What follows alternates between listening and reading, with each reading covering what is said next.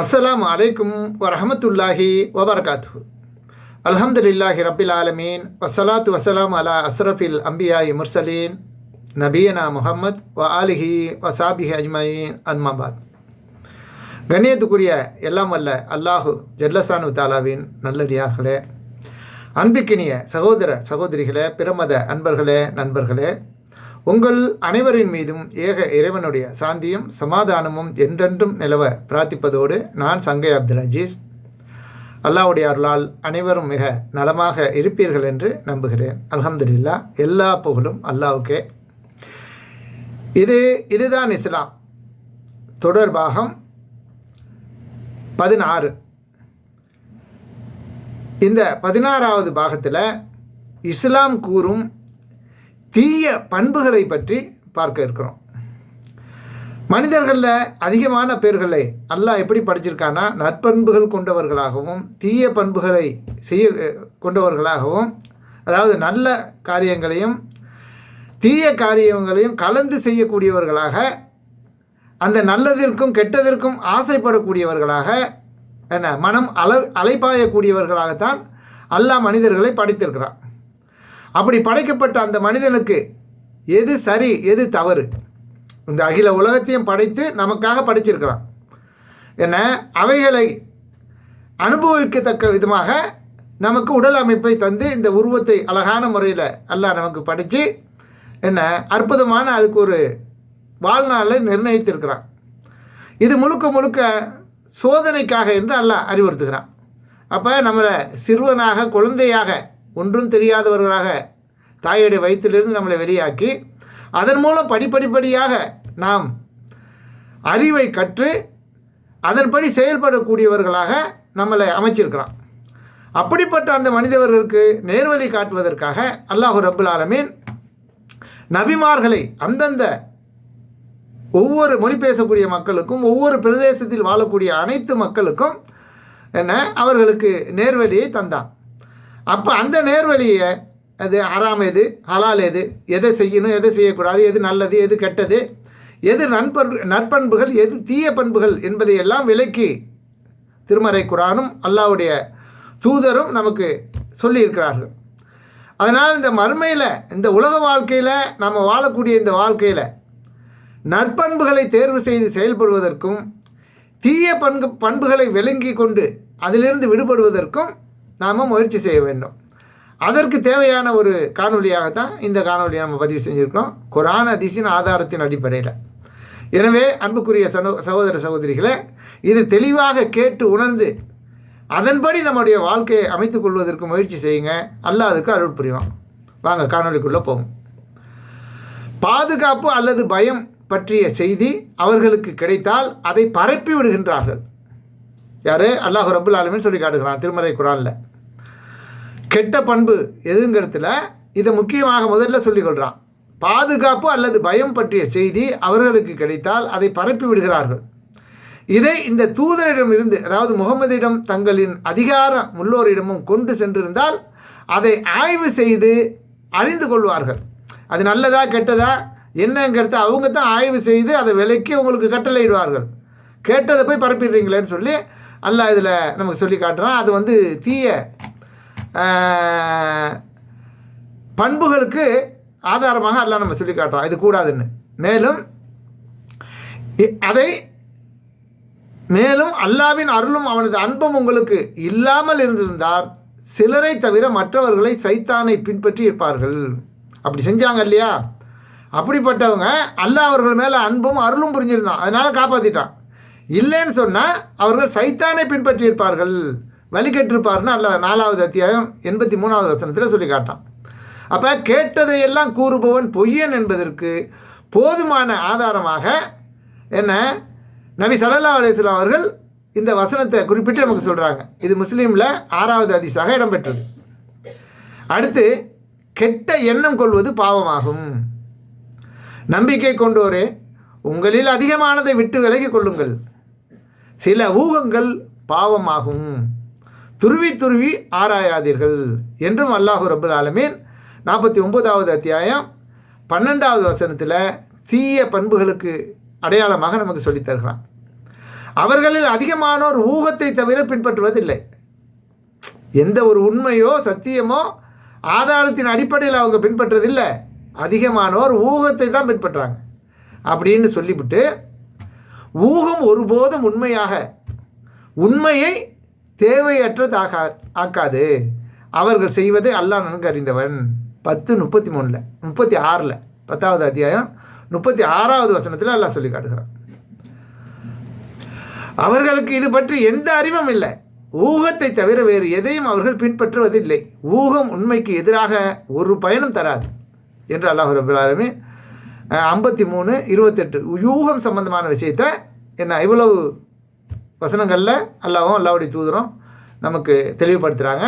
அதனால் சத்தியத்தின் ஆதாரத்தின் அடிப்படையில் தான் செயல்படணுமே தவிர நாமளாக ஒன்றை கற்பனை பண்ணி கொண்டு நமது மன இச்சைப்படி ஊகத்தின் அடிப்படையில் செயல்படக்கூடாது என்பதற்கு அது தீய பண்புகள் என்று குர்ஆனும் ஹதீஸும் நமக்கு சொல்லி காட்டுகிறது. அடுத்தது கோபம். அவர்கள் செழிப்பிலும் வறுமையிலும் நல்வழியில் செலவிடுவார்கள், கோபத்தை மென்று விழுங்குவார்கள், மக்களை மன்னிப்பார்கள், நன்மை செய்வோரை அல்லாஹ் நேசிக்கிறான். இதுதான் நன்மையா என்ன? கோபத்தை மென்று விழுங்குவதும் மக்களை மன்னிப்பதும் தான் என்ன நன்மையான காரியம் செய்வாரா? அப்போ நன்மை செய்வோரை அல்லாஹ் விரும்புகிறார். இப்படிப்பட்ட நன்மையான காரியங்களை செய்பவர் தான் அல்லாஹ் விரும்புகிறான்னு 3வது அத்தியாயம் 134வது வசனத்தில் அல்லாஹ் சொல்லி காட்டுகிறான். பிறரை வீழ்த்துபவன் வீரன் அல்லன், கோபத்தில் தன்னை கட்டுப்படுத்தி கொள்பவனே உண்மையான வீரனாவான் என்று நபி ஸல்லல்லாஹு அலைஹி வஸல்லம் அவர்கள் நமக்கு சொல்கிறார்கள். இது புகாரில் 6114வது ஹதீஸாக இடம்பெற்றிருக்கு. இதோடைய ஆதாரத்தை எல்லாம் ஆர்டிக்கல் வடிவில் டிஸ்கிரிப்ஷனில் படித்து பார்த்துருங்க.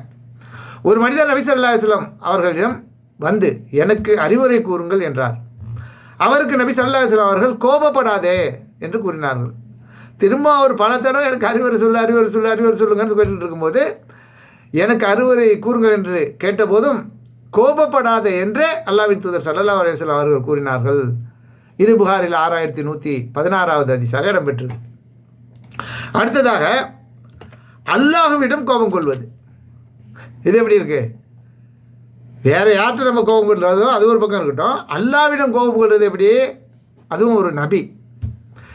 மீனுடையவர் அதாவது யூனுஸ் கோபித்து கொண்டு சென்றார், அவர் மீது நாம் சக்தி பெற மாட்டோம் என்று நினைத்துக்கிட்டார். என்ன கோச்சிக்கிட்டு எங்கே போவார்?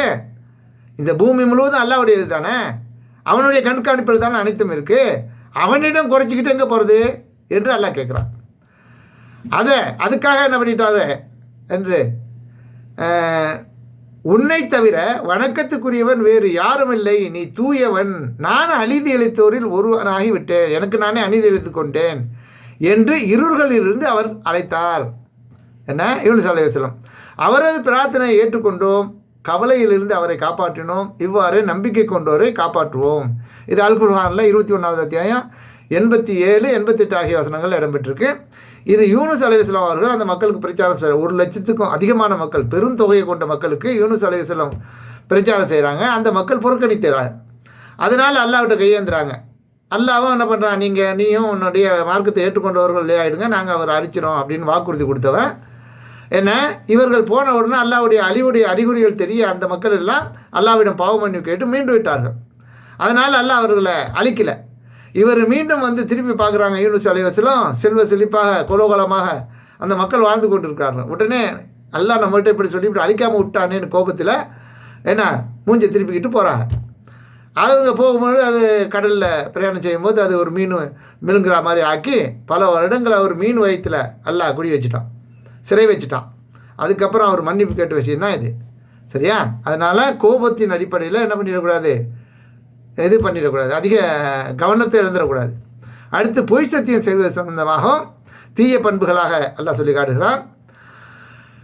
அல்லாஹ் யார் மீது கோபம் கொண்டுள்ளானோ அந்த சமுதாயத்தை உற்ற நண்பர்களாக்கி கொண்டோரை நீர் அறியவில்லையா? என்ன அறியவில்லையா? அவர்கள் உங்களை சேர்ந்தோரும் அல்லர், அவர்களை சேர்ந்தோரும் அல்லர், உங்களை சேர்ந்தவரும் அல்ல, அவங்கள சேர்ந்தவரும் அல்ல, அறிந்து கொண்டே பொய் சத்தியம் செய்கிறார்கள். இது பொய் அப்படின்னு நல்லா சுட்டி காட்டுறான் பொய் சத்தியம் செய்கிறத பற்றி. இது 58வது அத்தியாயம் 14வது வசனத்தில் அவர்கள் தமது சத்தியங்களை கேடயமாக்கி கொண்டனர், அல்லாஹ்வின் பாதையை விட்டும் தடுத்தார்கள், இழிவு தரும் வேதனை அவர்களுக்கு உண்டு என்று 58:16 சொல்லி காட்டுகிறான். மறுமையில் 3 நபர்களிடம் அல்லாஹ் பேசவும் மாட்டான், அவர்களை பார்க்கவும் மாட்டான், அவர்களை தூய்மையாக்கவும் மாட்டான் என்று 3 முறை நபி ஸல்லல்லாஹு அலைஹி வஸல்லம் அவர்கள் கூறிய போது அவர்கள் நஷ்டமடைந்து விட்டார்கள், தோல்வி அடைந்து விட்டார்கள். அந்த 3 நபர்கள் யார் என்று மக்கள்லாம் கேட்குறாங்க. அதுக்கு பதில் சொல்கிறாங்க, தரையில் இடுபெறுமாறு ஆடையை அணிபவன், செய்த தர்மத்தை சொல்லி காட்டுபவன், தனது சரக்குகளை பொய் சத்தியம் செய்து விற்பவன் என்று நபி ஸல்லல்லாஹு அலைஹி வஸல்லம் கூறினார்கள். இன்றைக்கு மக்களுக்கு மத்தியில் பொய் சத்தியம் கூறுவது சர்வசாதாரணமாக போயிடுச்சு, கொஞ்சம் கூட அல்லாஹ்வுடைய பயம் இல்லாமல். சரியா? அதை பற்றிய ஒரு செய்தி தான் அதுவும். ஏன்னா இஸ்லாம் கூறும் தீய பண்புகளில் ஒன்றாகும் என்று அல்லாஹ்வின் தூதர் ஸல்லல்லாஹு அலைஹி வஸல்லம் அடையாளம் காட்டுறாங்க. இது முஸ்லீமில் 154வது ஹதீஸாக இடம்பெற்றிருக்கு. அடுத்து குழப்பம் ஏற்படுத்துதல். அவர்கள் அல்லாஹ்வின் உடன்படிக்கையை உறுதிப்படுத்திய பின் முறிக்கின்றார்கள். இணைக்கப்பட வேண்டுமென அல்லாஹ் கட்டளையிட்ட உறவை முறித்து கொள்கிறார்கள். பூமியில் குழப்பம் விளைவிக்கின்றார்கள், அவர்களே நஷ்டமடைந்தவர்கள் என்று 2வது அத்தியாயம் 27வது வசனத்தில். பூமியில் குழப்பம் செய்யாதீர்கள் என்று அவர்களிடம் கூறப்படும் போது நாங்கள் சீர்திருத்தம் செய்பவரே என்று கூறுகிறார்கள். யாரே குழப்பம் செய்யக்கூடியவங்க என்ன சொல்கிறாங்கன்னா, இன்றைக்கி வரலையும் பார்க்குறோமா இல்லையா, நாங்கள் தாப்பா உலகத்தை அப்படியே நிலைநிறுத்த போகிறோம்னு சொல்லிவிட்டு புதிய சட்டங்களை கொண்டு வந்து மக்களை பயங்கரமான கொடுமைகளுக்கும் வறுமைக்கு ஆளாக்குகிறார்கள். இவர்கள் சொல்கிறது என்ன நாங்கள் வந்து சீர்திருத்தம் செய்ய வந்தவர்கள், நாங்கள் கேடு செய்கிறவங்க இல்லைன்னு தங்களை சொல்லிக்குவாங்க. அது அன்னைக்கு இருந்திருக்காங்க. சரியா? நாங்கள் சீர்திருத்தம் செய்பவர்கள் தான் என்றும் கூறுகிறார்கள். கவனத்தில் கொள்க, அவர்கள்தான் குழப்பம் செய்பவர்கள், எனினும் அதை அவர்கள் உணர மாட்டார்கள் என்று 2வது அத்தியாயம் 11, 12 ஆகிய வசனங்களில் அல்லாஹ் சொல்லி காட்டுறான். அவன் உம்மை விட்டு புறப்பட்டதும் இம்மண்ணில் குழப்பம் விளைவிக்கவும் பயிர்களையும் உயிர்களையும் அழிக்கவும் முயல்கிறான். அல்லாஹ் குழப்பத்தை விரும்ப மாட்டான் என்று அல்லாஹ் சொல்லி காட்டுகிறான். இது 2வது அத்தியாயம் 205. அல்லாஹ்விடம் உறுதிமொழி எடுத்த பின் அதை முறிப்போர் இணைத்து கொள்ளப்பட வேண்டும் என்று அல்லாஹ் கட்டளையிட்டதை துண்டிப்போர் மற்றும் பூமியில் குழப்பம் விளைவிப்போருக்கும் சாபம் உள்ளது, அல்லாஹ்வுடைய சாபம் உள்ளது.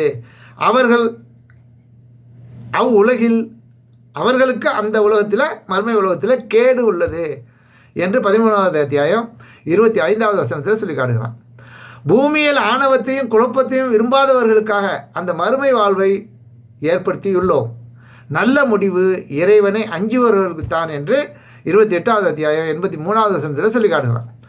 அடுத்ததாக அவசரப்பட்டு முடிவு எடுப்பதும் வந்து இஸ்லாம் கூறும் தீய பண்புகளில் உள்ளது என்று அல்லாஹ் ரப்பல் ஆலமீன் சொல்லி காட்டுகிறான். நம்பிக்கை கொண்டோரே, குற்றம் புரிப்பவன் உங்களில் ஒரு சாரார் உங்களில் ஒரு செய்தியை கொண்டு வந்தால் ஒரு சமுதாயத்துக்கு அறியாமையால் நீங்கள் தீங்கு இழைக்காமல் இருப்பதற்காக அதை தெளிவுபடுத்தி கொள்ளுங்கள். எந்த ஒரு செய்தி நம்மக்கிட்ட வந்தாலும் சரி, ஏன்னா அது நம்ம சமுதாயத்துக்கும் நம்ம மக்களுக்கும் நமக்கும் கேடு வரக்கூடாது என்று நீங்கள் நினைத்தால் அதை சரிபார்த்து கொள்ளுங்க. அது உண்மையான செய்தி தானா, சரியான செய்தி தானா என்பதை சரிபார்த்து கொள்ளுங்க. இல்லை என்றால் என்ன நடக்கும்? அதையும் அல்லாஹ் சொல்கிறான். இல்லை என்றால் நீங்கள் செய்ததற்காக கவலைப்படுவீர்கள், மிகவும் கவலைப்படுவீர்கள், எச்சரிக்கை என்று அல்லாஹ் ரப்பல் ஆலமீன் 49வது அத்தியாயம் 6வது வசனத்தில். வதந்திகளை பரப்பாதீர்கள் என்றும் அல்லாஹ் ரப்பல் ஆலமீன் நமக்கு அறிவுறுத்துகிறான். இதுவும் தீய பண்புகளில் உள்ளது, நான் கவனத்தில் கொள்ளணும். வதந்திகளை பரப்புவதற்கு அது நல்ல பண்பு இல்லை, இஸ்லாம் கூறும் தீய பண்புகளில் ஒன்று என்று அல்லாஹ் ரப்பல் ஆலமீன் 24வது அத்தியாயம் 15வது வசனத்தில் கூறுகிறான். என்ன கூறுகிறான்? உங்கள் நாவுகளால் அதை பரப்பியதை எண்ணி பாருங்கள். உங்களுக்கு அறிவு இல்லாததை உங்கள் வாய்களால் கூறினீர்கள். பொய்யா உண்மையாங்கிறது எந்த ஒரு அறிவும் இல்லாமல் இருந்து கொண்டு ஆனால் என்ன பண்ணீங்க? உங்கள் நாவால் பரப்புனீங்க, அதை லேசானதாகவும் எண்ணிக்கொண்டீர்கள். அதுவோ அல்லாஹ்விடம் பயங்கரமானதாக இருக்கிறது என்று அல்லாஹ் 24:15 சொல்லி காட்டுகிறான். அவதூறு கூறியோர் உங்களில் ஒரு பகுதியினரை அதை உங்களுக்கு தீங்காக நினைக்காதீர்கள், மாறாக அது உங்களுக்கு நல்லது. அவர்களில் ஒவ்வொருவருக்கும் அவர் செய்த பாவம் உள்ளது. அவர்களில் இந்த விஷயத்தில் பெரும் அளவுக்கு பங்கெடுத்தவனுக்கு கடும் வேதனை உண்டு என்று அத்தியாயம் 11. இது ஆயிஷா ரலியல்லாஹு அவர்கள் மீது அவதூறு பரப்புனாங்க இல்லையா, அது சம்பந்தமாக சொல்லப்பட்டது. மேலும் வெட்கக்கேடான செயல் நம்பிக்கை கொண்டோரிடம், வெட்கக்கேடான அருவருக்கத்தக்க செயல் நம்பிக்கை கொண்டோரிடம், ஒரு மூமினிடம், ஒரு முஸ்லிமிடம் பரவ வேண்டும் என விரும்புவோருக்கு இவ்வுலகிலும் மறுமையிலும் துன்புறுத்தும் வேதனை உண்டு. அல்லாஹ்வே அறிகிறான், நீங்கள் அறிய மாட்டீர்கள் என்று 24 அத்தியாயம் 19வது வசனத்தில் சொல்லி காட்டுகிறான். மோசமான வார்த்தைகளை, கேவலமான அருவருக்கத்தக்க வார்த்தைகளை பயன்படுத்துவதும் இஸ்லாம் கூறும் தீய பண்புகளில் ஒன்றாக அல்லாஹ் ரப்பல் ஆலமீன் நமக்கு எடுத்து காட்டுகிறான். அநீதி இழைக்கப்பட்டவரை தவிர, யாருக்கு பிறரால் அநீதி இழைக்கப்பட்டிருக்குதோ அவரை தவிர வேறு எவரும் தீய சொல்லை பகிரங்கமாக கூறுவதை அல்லாஹ் விரும்ப மாட்டான். அல்லாஹ் செவியேற்பவனாகவும் அறிந்தவனாகவும் இருக்கிறான். நீங்கள் என்ன பேசுனீங்க, யாரை குறித்து பேசுனீங்கிறத அல்லாஹ் அறிந்தவனாகவும் செவியேற்பவனாகவும் இருக்கிறான் என்று 4வது அத்தியாயம் 148வது வசனத்தில் அல்லாஹ் சொல்லி காட்டுகிறான். மறுமை நாளில் மூமினுடைய தராசில் நற்குணத்தை தவிர வேறு எதுவும் அதிக கனமுடையதாக இருக்காது. நற்குணம், நற்பண்புகள் தான் கனத்தை உண்டாக்கும். தீய பண்புகள் அதுக்கு உதவியாக இருக்காது என்பதை ரொம்ப தெளிவாக அல்லாஹ் சொல்லி காட்டுறான். அல்லாஹ் அருவருக்கத்தக்க வார்த்தைகளை பேசுபவனை வெறுக்கிறான் என்று நபி ஸல்லல்லாஹு அலைஹி வஸல்லம் அவர்கள் கூறினார்கள். இது திருமதியில் 1925வது ஹதீஸாக இடம்பெற்றிருக்கு. அடுத்தது பயனற்ற பேச்சு. எந்த ஒரு அவசியமும் இருக்காது. 2 பேர் கூடுனா மணிக்கணக்கில் நின்றுக்கிட்டு என்ன பேசிக்கிட்டே இருப்பாங்க. அதில் அவனுக்கு எந்த பலனும் இருக்காது, அவன் கேட்குறாரு அவனுக்கும் எந்த பலனும் இருக்காது. சரியா? அதே மட்டும் இல்லை, ஃபோனை கையில் எடுத்துக்கிட்டு மணிக்கணக்கில் என்ன செய்தி ஏதுன்னு சொல்லி பேசிட்டு வச்சுட்டா போதுமா இல்லையா? பொண்டாட்டி புருஷன்கிட்ட பேசினாலும், புருஷன் பொண்டாட்டிகிட்ட பேசினாலும், யாருக்கிட்ட பேசினாலும் என்ன ஃபோனை மணிக்கணக்கில் எப்பெல்லாம் பேசுகிறான். கார் ஓட்டிக்கிட்டு இருக்கிறான், ஃபோனில் கவனமாக இருக்கிறான், டிரைவிங்கில் கவனம் இல்லை. சரியா? இப்படி கவனமற்ற விதமாக தேவையற்ற பேச்சுகளை, பயனற்ற பேச்சுகளை அதிகம் பேசக்கூடியவர்கள் மனிதர்கள் அதிகமாக இருக்கிறார்கள். அதுவும் இஸ்லாம் கூறும் தீய பண்புகளில் உள்ளது, நல்ல பண்பு அல்ல. வீணானதை புறக்கணிப்பார்கள் என்று அல்லாஹ் ரப்பல் ஆலமீன் 23வது அத்தியாயம் 3வது வசனத்தில் சொல்லி காட்டுறான். எது தேவையில்லையோ, வீணானதுகளாக இருக்குதோ அதை நம்ம புறக்கணித்து விட வேண்டும். அதுதான் நற்பண்புகள். ஓகே, அல்லாஹ்வின் பாதையை கேலியாக கருதி அதை விட்டு மக்களை அறிவின்றி வழிகெடுப்பதற்காக வீணான செய்திகளை விலைக்கு வாங்குவோர் மனிதர்களில் உள்ளார்கள். மக்களே, அதில் நீங்கள் இல்லை என்று உறுதிப்படுத்துங்கள். அவர்களுக்கு இழிவுபடுத்தும் வேதனை உள்ளது என்று அல்லாஹ் ரப்பல் ஆலமீன் 31வது அத்தியாயம் 6வது வசனத்தில் சொல்லி காட்டுகிறான். யார் அல்லாஹ்வையும் மறுமை நாளையும் நம்புவாரோ அவர் தம் விருந்தினரை கண்ணியப்படுத்தட்டும். யார் அல்லாஹ்வையும் மறுமை நாளையும் நம்புவாரோ அவர் தம் உறவினருடன் சேர்ந்து வாழட்டும். யார் அல்லாஹ்வையும் மறுமை நாளையும் நம்புவாரோ அவர் நல்லதை பேசட்டும் அல்லது வாய் மூடி மௌனமாக இருக்கட்டும் என்று நபி ஸல்லல்லாஹு அலைஹி வஸல்லம் கூறினார்கள். இது புகாரில் 6138வது ஹதீஸாக இடம்பெற்றிருக்கு. அடுத்து துருவி ஆராயாதீர்கள் என்கிறார்கள் அல்லாஹ்வும் ரசூலும். அதுவும் இஸ்லாம் கூறும் தீய பண்புகளில் உள்ளது, நற்பண்புகள் இல்லை. நம்பிக்கை கொண்டோரே, ஊகங்களில் அதிகமானதை விட்டு விலகிக் கொள்ளுங்கள். சில ஊகங்கள் பாவமாகும். துருவி ஆராயாதீர்கள். உங்களில் ஒருவர் மற்றவரை புறம் பேசாதீர்கள். உங்களில் எவரேனும் இறந்து போன தமது சகோதரனின் மாமிசத்தை சாப்பிட விரும்புவாரா? மாட்டார். அதை நீங்கள் வெறுப்பீர்கள். அல்லாஹ்வை அஞ்சு கொள்ளுங்கள். அது போன்றதாகும் நீங்கள் புறம் பேசுறது, துருவி ஆராயுறது. அல்லாஹ் மன்னிப்பவன், மன்னிப்பை ஏற்பவன், நிகரற்ற அன்பு. இதுலேருந்து விடுபட்டு அல்லாஹ் விட்டு பாவ மன்னிப்பு தேடுங்கன்னு அல்லாஹ் சொல்கிறான். அல்லாஹ் மன்னிக்கக்கூடியவனாக இருக்கிறான் அப்படின்னு சொல்லி 49வது அத்தியாயம் 12வது வசனத்தில். மேலும் ஆதாரம் இல்லாமல் பிறரை சந்தேகப்படுவது குறித்து உங்களை நான் எச்சரிக்கை செய்கிறேன். ஏனெனில் சந்தேகம் கொள்வது மிகப்பெரிய பொய்யாகும். பிறரின் குறையை துருவி ஆராயாதீர்கள். ஒருவருக்கு ஒருவர் பொறாமை கொள்ளாதீர்கள், பிணைக்கி கொள்ளாதீர்கள், கோபம் கொள்ளாதீர்கள். மாறாக அல்லாஹ்வின் அடியார்களே, அன்பு பாராட்டுவதில் சகோதரர்களாக இருங்கள் என்று அல்லாஹ்வின் தூதர் ஸல்லல்லாஹு அலைஹி வஸல்லம் அவர்கள் கூறினார்கள். இது அபூ ஹுரைரா ரலியல்லாஹு அன்ஹு அவர்கள் அறிவிக்கக்கூடிய செய்தி. புகாரில் 6064வது ஹதீஸாக இடம்பெற்றிருக்கு. மேலும் நீ மனிதர்களின் ஆதாரத்தை பின்தொடர்ந்தால், அதாவது மனிதர்களின் அந்தரங்கத்தை பின்தொடர்ந்தால் அவர்களை கெடுப்பவனாவாய் அல்லது கெடுக்க முயன்றவனை போன்றவனாவாய் என்று நபி ஸல்லல்லாஹு அலைஹி வஸல்லம் கூறினார்கள். இது முஆவியா ரலியல்லாஹு அன்ஹு அவர்கள் அறிவிக்கக்கூடிய செய்தி. அபூதாவுதில் 4244வது ஹதீஸாக இடம்பெற்றிருக்கு. அடுத்ததாக இஸ்லாம் கூறும் தீய பண்புகளில் கேலி செய்வதும் புறம் பேசுவதை பற்றியும் அல்லாஹ் ரப்பல் ஆலமீனும் அல்லாஹ்வும் அல்லாஹ்வுடைய தூதரும் கூறுகிறார்கள். நம்பிக்கை கொண்டோரே, ஒரு சமுதாயம் இன்னொரு சமுதாயத்தை கேலி செய்ய வேண்டாம். இவர்களை விட அவர்கள் சிறந்தவராக இருக்கக்கூடும். எந்த பெண்களும் வேறு பெண்களை கேலி செய்ய வேண்டாம். இவர்களை விட அவர்கள் சிறந்தோராக இருக்கக்கூடும். உங்களுக்கு நீங்கள் குறை கூற வேண்டாம். பட்ட பெயர்களை குத்தி காட்ட வேண்டாம். நம்பிக்கை கொண்ட பின் பாவமான பெயர் சூட்டுவது கெட்டது. தெரிந்து கொள்ளுங்கள், அநீதி இழைக்காதீர்கள் என்று அன்போடு அல்லாஹ் ரப்பல் ஆலமீன் 49வது அத்தியாயம் 11வது வசனத்தில் சொல்லி காட்டுகிறான். தாராளமாக நல்வழியில் செலவிடும் நம்பிக்கை கொண்டோரையும் தமது உழைப்பை தவிர வேறு எதையும் பெற்றுக்கொள்ளாத வரையும் அவர்கள் குறை கூறி கேலி செய்கிறார்கள். அல்லாஹ் அவர்களை கேலி செய்கிறான். அவர்களுக்கு துன்புறுத்தும் வேதனை உண்டு என்று 9வது அத்தியாயம் 79வது வசனத்தில் அல்லாஹ் சொல்லி காட்டுகிறான். மேலும் புறம் என்றால் என்னவென்று உங்களுக்கு தெரியுமா என்று நபி ஸல்லல்லாஹு அலைஹி வஸல்லம் அவர்கள் கேட்டார்கள். அல்லாஹ்வும் அல்லாஹ்வுடைய தூதருமே அறிந்தவர்கள் என்று நபி தோழர்கள் கூறினார்கள். உன் சகோதரன் பற்றி அவன் வெறுப்பதை நீ கூறுவது தான் புறங்கிறான். அப்போ நான் சொல்வது என் சகோதரனிடம் இருந்தால் என்று கேட்கப்பட்ட போது, நீ கூறியது அவனிடம் இருந்தால் நீ புறம் பேசிவிட்டாய்.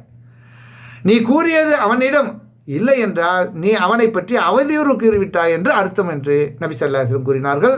எனவே அன்புக்குரிய சகோதர சகோதரிகளே, சரியாக செய்திகளை புரிந்து கொள்ளுங்கள்.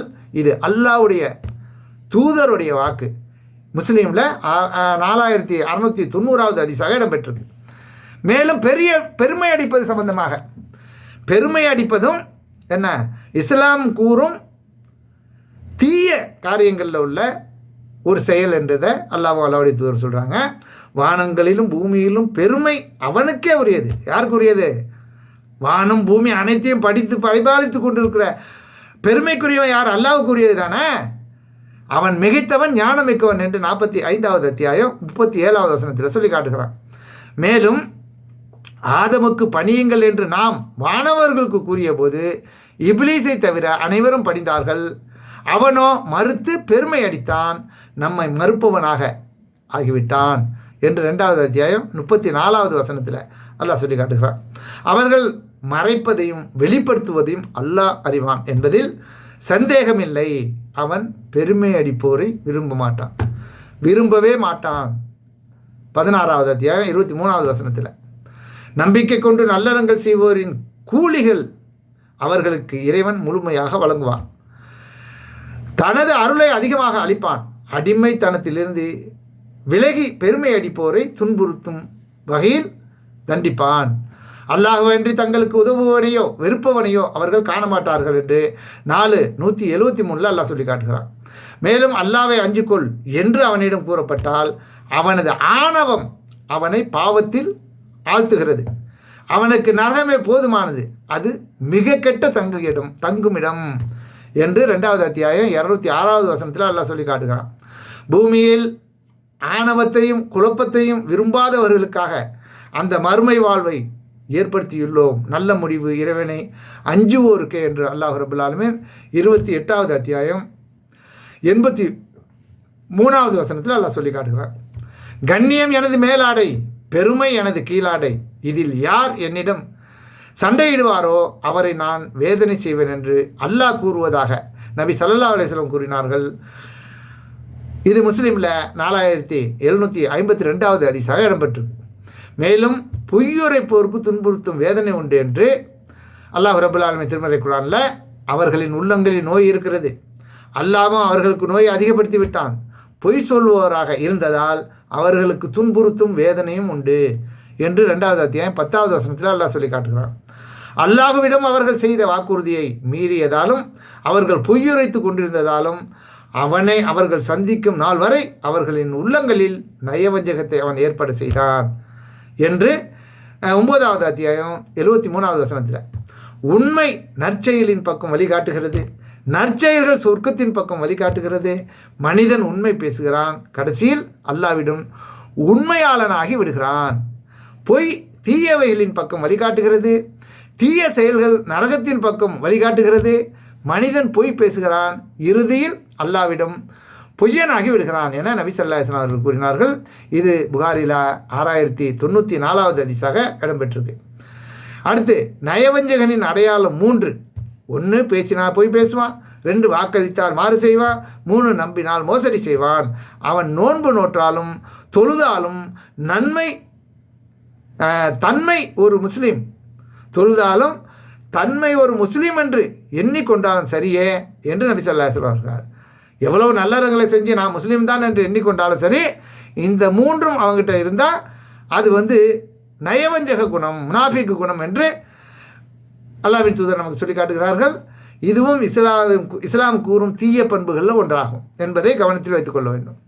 கொடுத்த வாக்க மீறுதல் அதுவும் இஸ்லாம் கூறும் தீய பண்புகள் ஒன்றாக அல்லாஹ் ரப்பல் ஆலமீன் சொல்லி காட்டுகிறான். அவர்களில் மனிதர்களில் அதிகமானோர் பெரும்பாலோரிடம் எந்த வாக்கு நிறைவேற்றுதலும் இல்லை.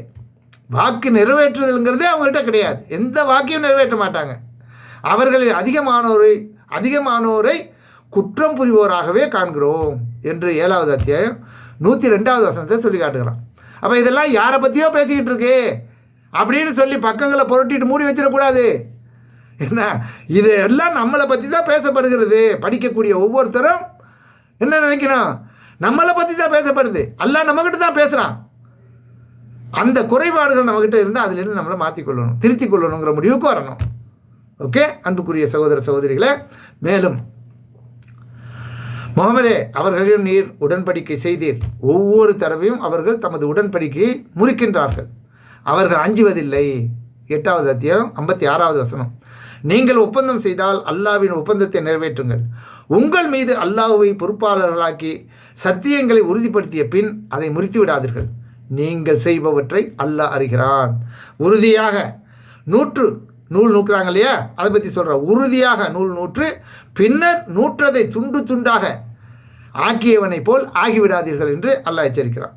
ஒரு சமுதாயத்தை விட இன்னொரு சமுதாயம் அதிக எண்ணிக்கையில் உள்ளது என்பதற்காக உங்கள் சத்தியங்களை மோசடியாக பயன்படுத்தாதீர்கள். இதன் மூலம் அல்லாஹ் உங்களை சோதிக்கிறான். இது சோதனைங்கிறத விளங்கிக் கொள்ளுங்கள். நீங்கள் முரண்பட்டது பற்றி கியாம நாளில் அவன் உங்களுக்கு தெளிவுபடுத்துவான். அப்படின்னா அர்த்தம், செய்த இந்த காரியத்துக்கு அங்கே வாங்குவீங்க என்று அல்லாஹ் சொல்லுகிறான். 16வது அத்தியாயம் 91, 92 ஆகிய வசனங்களில். அடுத்து கஞ்சத்தனம் செய்வோரின் நிலையை பற்றி அல்லாஹ்வுடைய தூதர் சொல்லி காட்டுறாங்க. இதுவும் என்ன, இஸ்லாம் கூறும் தீய பண்புகளில் உள்ளதுங்கிறத விளங்கிக் கொள்ளணும். அல்லாஹ் தமக்கு வழங்கிய அருளில் கஞ்சத்தனம் செய்வோர் அது தங்களுக்கு சிறந்தது என்று எண்ண வேண்டாம், நினைக்க வேண்டாம். மாறாக அது அவர்களுக்கு தீயது. அவர்கள் எதில் கஞ்சத்தனம் செய்தார்களோ அதன் மூலம் கியாம நாளில் கழுத்து நெரிக்கப்படுவார்கள். வானங்கள் மற்றும் பூமியின் உரிமை அல்லாஹ்வுக்கே உரியது. நீங்கள் செய்பவற்றை அல்லாஹ் நன்கறிவான் என்று 3வது அத்தியாயம் 180வது வசனத்தில் அல்லாஹ் சொல்லி காட்டுகிறான். தாமும் கஞ்சத்தனம் செய்து மக்களையும் கஞ்சத்தனம் செய்ய தூண்டி அல்லாஹ் அவர்களுக்கு அளித்துள்ள அருளையும் யார் மறைக்கிறார்களோ அத்தகைய மறுப்போருக்கு இழிவுபடுத்தும் வேதனையை நாம் தயாரித்துள்ளோம் என்று 4வது அத்தியாயம் 37வது வசனத்தில் அல்லாஹ் கூறுகிறார். மேலும் அவர்களுக்கு முன்பு நம்பிக்கையும் இவ்வூரையும் தமதாக்கி கொண்டோருக்கும் உரியது. ஹிஜ்ரத் செய்து தம்மிடம் வருவோரை அவர்கள் நேசிக்கின்றார்கள். அவர்களுக்கு கொடுக்கப்படுவது குறித்தும் தமது உள்ளங்களில் காழ்ப்புணர்வு கொள்ள மாட்டார்கள். தமக்கு வறுமை இருந்த போதும் தம்மை விட அவர்களுக்கே முன்னுரிமை அளிக்கின்றார்கள். தன்னிடம் உள்ள கஞ்சத்தனத்திலிருந்து காக்கப்படுவோரே வெற்றி பெற்றோர். இவர்கள் தான் அந்த கஞ்சத்தனத்திலிருந்து காக்கப்பட்டிருக்கிறாங்க, இந்த அளவுக்கு உதவி செய்யக்கூடியவர்கள் என்பதை அல்லாஹ் திருமறை குர்ஆனில் 59வது அத்தியாயம் 9வது வசனத்தில் அல்லாஹ் சொல்லி காட்டுகிறான். அநீதத்தை அஞ்சு கொள்ளுங்கள். அநியாயம் செய்வதை அஞ்சு கொள்ளுங்கள். அநீதம் மறுமையில் பெரும் இருளாக அமையும். கஞ்சத்தனத்தை அஞ்சு கொள்ளுங்கள். ஏனெனில் முன் வாழ்ந்தவர்களை அது அழித்து விட்டது. மேலும் இரத்தத்தை ஓட்டுவது, கொலை செய்வது சம்பந்தமாக மற்றும் அவர்களுக்கு தடை செய்யப்பட்டதை அனுமதிப்பது ஆகிய காரியங்களை செய்ய தூண்டியது என்று நபி ஸல்லல்லாஹு அலைஹி வஸல்லம் அவர்கள் கூறினார்கள். இது முஸ்லீமில் 4675வது ஹதீஸாக இடம்பெற்று. அடுத்தது முகஸ்துதிக்காக நற்செய்தல் புரிகிறது, பிறர் காண்பிப்பதற்காக. அதை பற்றி அல்லாஹ் சொல்லி காட்டுகிறான். அல்லாஹ்வையும் இறுதி நாளையும் நம்பாமல் மக்கள் மெச்சுவதற்காக தமது செல்வத்தை செலவிடுவோர் சைத்தானின் நண்பர்கள். யாருக்கு சைத்தான் நண்பனாக ஆகிவிட்டானோ அவனே வழி கெட்ட நண்பன் என்று அல்லாஹ் 4வது அத்தியாயம் 38வது வசனத்தில் சொல்லி காட்டுகிறான். நம்பிக்கை கொண்டோரே அல்லாஹ்வையும் இறுதி நாளையும் நம்பாமல் மக்களுக்கு காட்டுவதற்காக தனது செல்வத்தை செலவிடுவதைப் போல் உங்கள் தர்மங்களை சொல்லி காட்டியும் தொல்லை தந்தும் பாழாக்கி விடாதீர்கள். இவனுக்கு உதாரணம் மேலே மண் படிந்திருக்கும் வழுக்கு பாறை போன்றது. அதன் மேல் மழை விழுந்ததும் மேலே ஒன்றுமில்லாமல் அதை சுத்தமாக்கி விடுகிறது. தாம் பாடுபட்ட எதன் மீதும் அவர்கள் சக்தி பெறமாட்டார்கள். இந்த மாதிரி செய்கிறவங்க செய்த எந்த நல்லறத்துக்கும் அவங்களுக்கு திரும்பி கிடைக்காது. தன்னை மறுக்கும் கூட்டத்திற்கு அல்லாஹ் நேர்வழி காட்ட மாட்டான். இது அல்லாஹ்வை மறுக்கக்கூடிய செயல் என்று அல்லாஹ் 2வது அத்தியாயம் 264வது வசனத்தில் சொல்லி காட்டுகிறான். நான் நபி ஸல்லல்லாஹு அலைஹி வஸல்லம் அவர்களுக்கு அருகில் சென்றேன். அப்போது அவர்கள் யார் விளம்பரத்திற்காக நற்செயல் புரிகிறாரோ அவருடைய நோக்கம் பற்றி அல்லாஹ் மறுமை நாளில் விளம்பரப்படுத்துவான். மக்களுக்கு முன்னால் அறிவித்துவிடுவான் எந்த நோக்கத்துக்காக நீ செஞ்சேன்னு. யார் முகஸ்துதிக்காக நற்செயல் புரிகிறாரோ அவரை அல்லாஹ் மறுமை நாளில் அம்பலப்படுத்துவான் என்று கூறியதை கேட்டேன் என்று ஜுந்துப் பின் அப்துல்லா ரலியல்லாஹு அன்ஹு அறிவிக்கக்கூடிய செய்தி புகாரில் 6499வது ஹதீஸாக இடம்பெற்றிருக்கு. உங்களிடம் நான் அதிகம் பயப்படுவது சிறிய இறைவைத்தல் தான் என்று நபி ஸல்லல்லாஹு அலைஹி வஸல்லம் அவர்கள் கூறிய போது அல்லாஹ்வின் தூதரே, சிறிய இறைவைத்தல் என்றால் என்ன என்று கேட்டார்கள். அதற்கு நபி ஸல்லல்லாஹு அலைஹி வஸல்லம் அவர்கள் அதுதான் முகஸ்துதி என்று கூறி அல்லாஹ் அடியார்களுக்கு கூலி வழங்கும் அந்த நாளில் முகஸ்துதிக்காக யார் நற்செய்தல் புரிந்தார்களோ அவர்களை நோக்கி, உலகத்தில் யார் பார்க்க வேண்டுமென நீங்கள் நற்செயல் புரிந்தீர்களோ அவர்களிடமே செல்லுங்கள், அங்கே போய் கேளுக்கூடிய என்று உங்களுக்கு அவர்களிடம் கூலி கிடைக்கிறதா என்பதை பாருங்கள் என்று அல்லாஹ் கூறுவான் என நபி ஸல்லல்லாஹு அலைஹி வஸல்லம் அவர்கள் இங்கே என்கிட்ட ஒன்றுமில்லை, யாருக்கு விளம்பரப்படுத்துவதற்காக யாரை மெச்ச வேண்டும் என்பதற்காக நீ செய்தாயோ அந்த இருக்காங்க அங்கே போய் கேளுன்னு நரகத்துக்கு அனுப்பி விட்டுருவான். இதை அறிவிப்பவர் மஹ்மூத் பின் லபீத் ரலியல்லாஹு அன்ஹு அவர்கள். இது எல்லாமே இஸ்லாம் கூறக்கூடிய தீய பண்புகளில் உள்ளதுங்கிறத பட்டியலில் போட்டிருக்கிறாங்க. ஆடியோ கூட்டிட்டதுனால என்ன சீக்கிரமாக வந்தாச்சு, அதிகமாக விளக்கம் சொல்ல முடியல. எனவே மீண்டும் நீங்கள் தெளிவாக கேட்டு புரிந்து கொண்டு இது போன்ற இஸ்லாம் கூறக்கூடிய தீய பண்புகளிலிருந்து முற்றிலுமாக நாம் அனைவரும் விடுபட வேண்டும். அதற்கு அல்லாஹ் எனக்கும் உங்களுக்கும் அருள் புரிய அல்லாஹ்விடம் பிரார்த்தித்தவனாக இந்த காணொலியை நிறைவு செய்கிறேன். தவறாமல் லைக் பண்ணுங்கள், ஷேர் பண்ணுங்கள், சப்ஸ்கிரைப் பண்ணுங்கள். நீங்கள் சார்ந்திருக்க குடும்பங்கள் அனைத்திற்கும் கொண்டு செல்லுங்கள். நன்றி. தேங்க்யூ ஃபார் வாட்சிங்.